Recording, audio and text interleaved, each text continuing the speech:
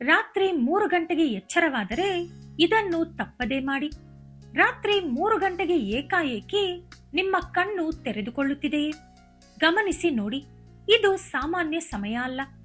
ಆಧ್ಯಾತ್ಮಿಕ ನಂಬಿಕೆಯ ಪ್ರಕಾರ ಈ ಸಮಯದಲ್ಲಿ ಮನಸ್ಸು ತುಂಬಾ ಸ್ಪಷ್ಟವಾಗಿರುತ್ತದೆ. ಸುತ್ತಮುತ್ತಲಿನ ಶಕ್ತಿ ಹೆಚ್ಚು ಸಕ್ರಿಯವಾಗಿರುತ್ತದೆ. ಹಳೆಯ ಕಾಲದಲ್ಲಿ ಋಷಿಗಳು ಇದೇ ಸಮಯದಲ್ಲಿ ಧ್ಯಾನ ಮಾಡುತ್ತಿದ್ದರು.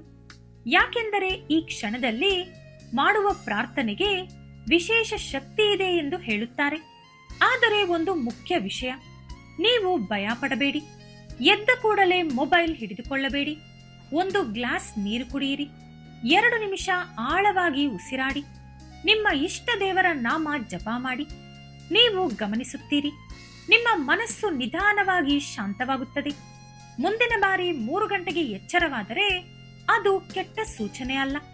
ಬಹುಶಃ ಅದು ನಿಮ್ಮ ಜೀವನದಲ್ಲಿ ಹೊಸ ಆರಂಭದ ಸಂಕೇತವಾಗಿರಬಹುದು. ನೀವು ಕೂಡ ಈ ಸಮಯಕ್ಕೆ ಎಚ್ಚರವಾಗುತ್ತೀರಾ? ಕಮೆಂಟ್ನಲ್ಲಿ ಎಸ್ ಅಥವಾ ನೋ ಎಂದು ಬರೆಯಿರಿ.